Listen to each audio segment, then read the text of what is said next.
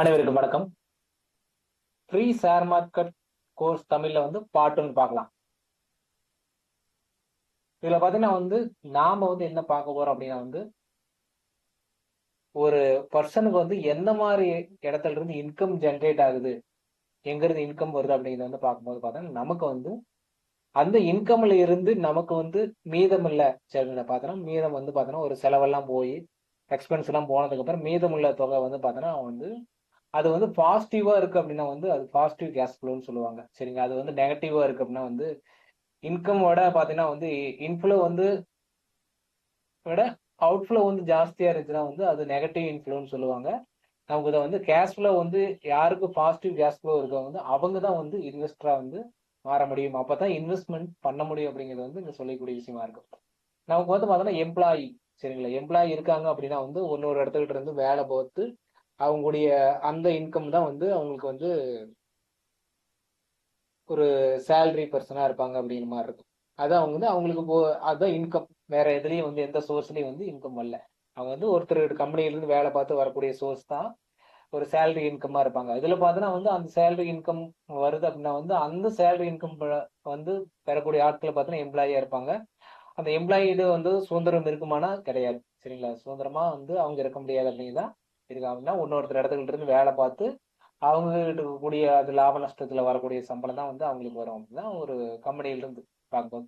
Self employee பாத்தீங்கன்னா இதுல பாத்தீங்கன்னா ஒரு செல்ஃப் எம்ப்ளாயி இருக்காங்க அப்படின்னா இதுல பாத்தீங்கன்னா அவங்க சுதந்திரமா இருப்பாங்க. சரிங்களா. அவங்க ஒரு ப்ராஜெக்ட் எடுத்து பண்றாங்க, ஒரு மளிகை கடை வச்சிருக்காங்க அப்படிங்கும்போது பாத்தீங்கன்னா அதை அவங்களுக்கு அங்கேயே அவங்க ஒர்க் பண்ணா மட்டும்தான் சேலரி. சரிங்களா.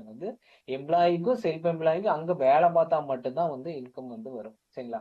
சரிங்களா. அப்படிங்கும்போது பாத்தீங்கன்னா பிசினஸ் மேன் இருக்காங்க. பிசினஸ் மேன் பாத்தீங்கன்னா எம்ப்ளாயி சார்ந்து இருப்பாங்க. சரிங்களா. எம்ப்ளாயி சார்ந்து அவங்க பிசினஸ் மேன் இருப்பாங்க அப்படின்னா அந்த பிசினஸ்ல எவ்வளவு மத்தவங்க அவங்க ஒரு இன்வெஸ்ட்மெண்ட் போட்டு அவங்க ஒரு கம்பெனி ஸ்டார்ட் பண்ணி அங்கிருந்து வர எம்ப்ளாயில இருந்து உழைப்பில் இருந்து வர ஒரு இன்கம் தான் ஒரு பிசினஸ் மேனுக்கு உண்டான இன்கமா இருக்கும் அப்படிங்கிற மாதிரி இருக்கும். சரி, இதெல்லாம் இருக்கு அப்படின்னா இவங்க யாரு இதுல சுதந்திரமா இருப்பாங்கன்னா ஒரு பிசினஸ் மேன் சுதந்திரமா இருப்பாங்க அப்படின்னு பார்த்தாலுமே பார்த்தா நமக்கு அதுலயும் ஒரு கிரிட்டிக்கல் இருக்கு. ஏன்னா எம்ப்ளாயிஸ் கரெக்டா வரணும் போகணும், அவங்க கரெக்டா வந்துட்டு போகும்போது நமக்கு பிசினஸ் ரன் ஆகும் அப்படிங்கிற மாதிரி.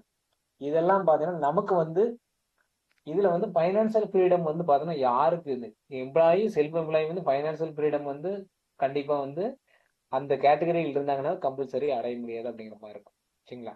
அப்படிங்கும்போது பார்த்தா இதெல்லாம் மீட் பண்ணிட்டு நமக்கு ஒரு கேஷ் ஃப்ளோ இருக்கு. அதை பேஸ் பண்ணி தான் நமக்கு இங்க ஏன் எம்ப்ளாயியா இருந்து செல்ஃப் எம்ப்ளாயி வந்து ஒரு இன்வெஸ்டரா ஸ்டார்ட் பண்ண முடியாது அப்படின்னா சடனா ஸ்டார்ட் பண்ணுமே இயர் ஆன் இயர் லாங் டேர்ம்ல பார்த்தோன்னா அவங்க ஒரு இன்வெஸ்டா மாறலாம். சரிங்களா. ஒரு பேசிவ் இன்கம் ஜென்ரேட் பண்ண முடியும் அப்படிங்கிறத பார்க்க முடியும்.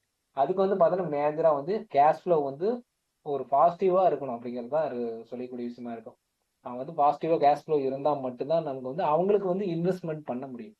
சரிங்களா. அப்படி நெகட்டிவ் கேஷ் ஃப்ளோ வச்சுக்கிட்டு நமக்கு இன் இன்ஃப்ளோ மணியே பார்த்து கம்மியா இருக்கு அப்படின்னா இன்ஃப்ளோ மணி இருக்கு அப்படின்னா அவுட்ஃப்ளோ மணி ஜாஸ்தியா இருக்குது. ஒரு எக்ஸ்பென்ஸ் ஜாஸ்தியா இருக்கு அப்படின்னா அங்க அவங்க கடன் வாங்கி தான் ரன் பண்ற மாதிரி இருக்கும் அப்படிங்கிற மாதிரி இருக்கு.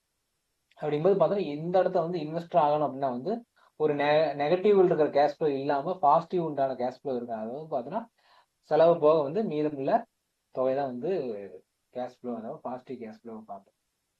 இதுல பார்த்தோன்னா மேஜரா மணிங்கிறத இம்பார்ட்டன்ட். சரிங்களா. இதுல பார்த்தோன்னா மணி அப்படிங்கிறதா இம்பார்ட்டன்ட். அப்படிங்கும்போது பைனான்சியல் ஃப்ரீடம் அடையணும் அப்படின்னா பைனான்சியல் ஃப்ரீடம்னா என்ன? சரிங்களா. அவங்க பார்த்தோன்னா வேலை பார்க்கலினாலும் சரிங்களா, அவங்க வேலைக்கே போகாம இருந்தாலுமே அவங்க உண்டான எக்ஸ்பென்சிவ் மீட் பண்ற மாதிரி ஒரு இன்கம் ஜென்ரேட் பண்றதா ஒரு பைனான்சியல் ஃப்ரீடம் அடையக்கூடிய விஷயமா இருக்கும். அதான் பைனான்சியல் ஃப்ரீடம் சொல்லுவாங்க. சரிங்களா. அவங்க வேலைக்கே போக மாட்டாங்க, வீட்லயே இருக்கணும், சுதந்திரமா இருக்கணும். அதுல வேலைக்கு போகாம அவங்க உண்டான செலவினங்களை மீட் பண்ணி ஒரு ஃப்ரீயா இருக்கிறதா பைனான்சியல் ஃப்ரீடம் அப்படிம்பாங்க. இதுல பார்த்தோன்னா முக்கிய பங்கு வகிக்கிறது பார்த்தோன்னா மணி, சரிங்களா, இன்ஃப்ளேஷன், சேவிங்ஸ், இன்வெஸ்ட்மெண்ட். சரிங்களா. பைனான்சியல் ஃப்ரீடம் அடையிறதுக்கு எல்லாமே இதெல்லாம் ஒரு முக்கிய காரணங்களா இருக்கும். சரிங்களா. மணி, இன்ஃப்ளேஷன், சேவிங்ஸ், இன்வெஸ்ட்மெண்ட். இதுல பைனான்சியல் ஃப்ரீடம் அடையினா நாம எந்த மாதிரி இருக்கணும், இதெல்லாம் வந்து எதுக்கு இதெல்லாம் சம்மதமா அப்படிங்கிறதெல்லாம் பார்க்கணும். சரிங்களா? மணிக்கு இன்ஃப்ளேஷனுக்கு எல்லாமே வந்து ஒரு ஃபைனான்சியல் ஃப்ரீடமுக்கு உண்டான கிரைட்டீரியா மாதிரி பார்க்க முடியும். சரிங்களா? அப்படிங்கும்போது பார்த்தா நமக்கு வந்து மணினா என்ன? சரிங்களா? மணினா என்ன? இவங்க வந்து இதுக்கு முன்னாடி எப்படி இருந்தாங்க? இப்போ வந்து மணிங்கிறது எப்படி இருக்கு அப்படிங்கிறத பார்க்கலாம். இதுக்கு முன்னாடி பார்த்தீங்கன்னா வந்து ஒரு ஒரு மணி வந்து டிரான்சாக்ஷன் எப்படி இருந்துச்சு அப்படின்னா வந்து ஒரு பண்டமாற்று முறைகள் மாதிரி இருந்துச்சு. நமக்கு வந்து பார்த்தீங்கன்னா ஒரு பொருள் இங்க நெல் விளையுது அப்படின்னா வந்து அவங்களுக்கு வந்து ஒரு வெஜிடபிள்ஸ் இருக்கு அப்படின்னா வந்து அவங்களுக்கு இவங்களுக்கு மாத்திக்குவாங்க. ஒரு பால் வேற ஏதாவது பொருளை வந்து கொடுத்தல் வாங்குதல் இருக்கு அப்படிங்கிற மாதிரி இருக்கு. அதுக்கப்புறம் பார்த்தோன்னா நமக்கு வந்து கோல்டா வந்து மாத்திட்டாங்க. சரிங்களா? இன்னொருத்தருக்கு வந்து ஒரு சேவிங்ஸ் மாதிரி பெரிய ஒரு இன்வெஸ்ட்மெண்ட் மாதிரி இருக்கும்போது பார்த்தீங்கன்னா ஒரு பெரிய பொருள் கொடுத்து ஒரு சின்ன பொருள் வாங்குற மாதிரி வந்து இருந்துச்சு. அப்புறம் வந்து மெட்டல் காயின்ஸ் வந்துச்சு. நமக்கு வந்து பார்த்தோன்னா ஒரு எப்படி மணி ஜென்ரேட் ஆகுது இப்போ பேப்பர்ஸ்ல வந்து இருக்கு. கிரிப்டோ கரன்சி வரைக்கும் வந்துருச்சு நமக்கு. அப்புறம் பார்த்தோன்னா கோல்டு இருந்துச்சு, மெட்டல் காயின்ஸ், பேப்பர் மணி, நமக்கு வந்து பேப்பர் மணி இருந்துச்சு. அப்புறம் வந்து கிரெடிட் கார்டு, டெபிட் கார்டுலாம் வந்துச்சு. அப்புறம் வந்து டிஜிட்டல் மணி சரி, டிஜிட்டல் கரன்சி வந்து வந்துச்சு. இப்போ பார்த்தோன்னா வந்து கிரிப்டோ கரன்சி, எலக்ட்ரானிக் மணின்னு சொல்லுவாங்க. சரிங்களா? டிரான்சாக்ஷன் பார்த்தோன்னா ஒரு டிஜிட்டலைஸா வந்து டிரான்சாக்ஷன் ஆகிட்டு இருக்கு. இப்போ கிரிப்டோ கரன்சி. அடுத்து வந்து நமக்கு வந்து இதெல்லாம் வந்து மணி வந்து பார்த்துட்டோம். அடுத்து வந்து நாம வந்து இன்ஃப்ளேஷன் வந்து பார்க்கணும். இயர் அண்ட் இயர் பார்த்தீங்கன்னா வந்து இன்ஃப்ளேஷன் வந்து இன்க்ரீஸ் ஆகிட்டே இருக்கு. நமக்கு வந்து பார்த்தீங்கன்னா 6% வந்து இன்க்ரீஸ் ஆகிட்டே இருக்கும். நம்மளோட மணி வந்து எந்த அளவுக்கு இருந்தாலுமே பார்த்தீங்கன்னா நமக்கு வந்து அந்த இன்ஃப்ளேஷன் வந்து சார்ட் அவுட் பண்ணாது. சரிங்களா? இப்போ வந்து பார்த்தீங்கன்னா வந்து ஒரு 10 ரூபாய்க்கு வந்து ஒரு ஆப்பிள் வாங்குறோம்னா அப்படின்னா அதே 10 ரூபாய்க்கு அடுத்த வருஷம் பார்த்தீங்கன்னா அந்த ஆப்பிள் வாங்க முடியாது. பாதி கூட வாங்க முடியாது அப்படிங்கிற மாதிரி தான் இன்ஃப்ளேஷன் போயிட்டு இருக்கு. அப்படிங்கும்போது பார்த்தோன்னா வந்து பணத்தோட டிகேங்கிறது பார்த்தீங்கன்னா ஜாஸ்தியா இருக்கு அப்படிங்கிறதா.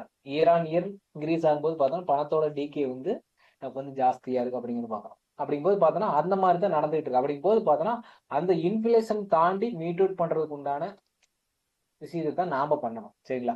நாம வந்து அந்த மணியை வந்து அப்படியே வச்சிருந்தா வந்து நமக்கு வந்து அந்த 1,00,000 அப்படிங்கிறது 1,00,000 வச்சிருந்தா அந்த 1,00,000 அப்படி இயர் ஆன் இயர் அப்படியே தான் இருக்கு.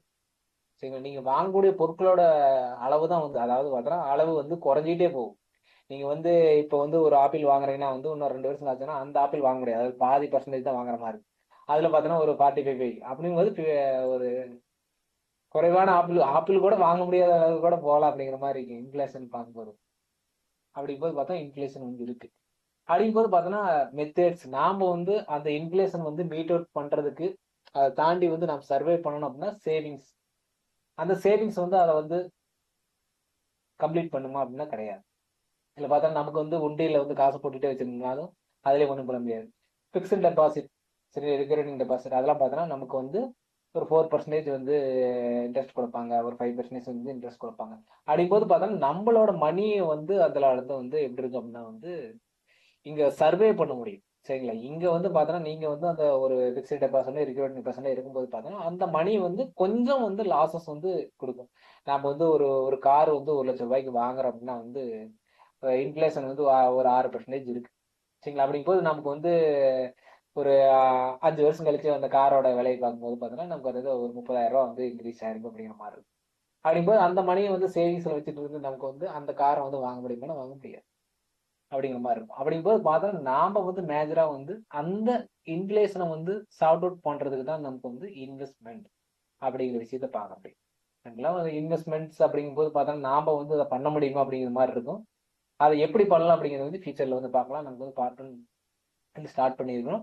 அடுத்தடுத்த வீடியோஸ்ல பார்த்தீங்கன்னா நமக்கு வந்து இன்வெஸ்ட்மெண்ட் எப்படி இருக்குது அப்படிங்கிறத பார்க்கலாம். நமக்கு வந்து பார்த்தீங்கன்னா இன்வெஸ்ட்மெண்ட் அப்படின்னா வந்து இன்வெஸ்ட்மெண்ட்ல என்னென்ன டைப்ஸ் இருக்கு அப்படின்னா என்னென்ன மாதிரி மெத்தட்ஸ்ல வந்து இன்வெஸ்ட்மெண்ட் பண்ணலாம். சரிங்களா? வந்து அதாவது பார்த்தீங்கன்னா கேஷ் ஃப்ளோ, நமக்கு வந்து கேஷ் ஃப்ளோ வந்து ஜாஸ்தியா இருக்கு அப்படின்னா அதை வந்து எப்படி வந்து பிரிச்சு அதை இன்வெஸ்ட் பண்றது அப்படின்னா வந்து ஸ்டாக்ல வந்து இன்வெஸ்ட் பண்ணலாம். பாண்டு, சரி, கவர்மெண்ட் பாண்டு அதெல்லாம் இருக்குது. அப்படிங்கும்போது மெட்டல்ஸ் வந்து இருக்குது. அது மெட்டல்ஸ்ல காயின்ஸ் வந்து கோல்டு.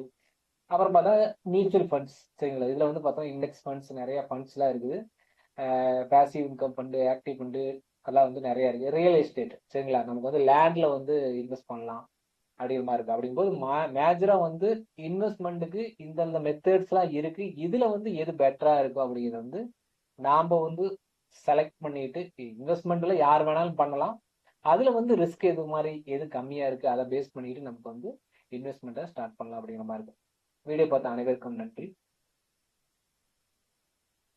பார்ட் 2 வீடியோவில் சந்திப்போம்.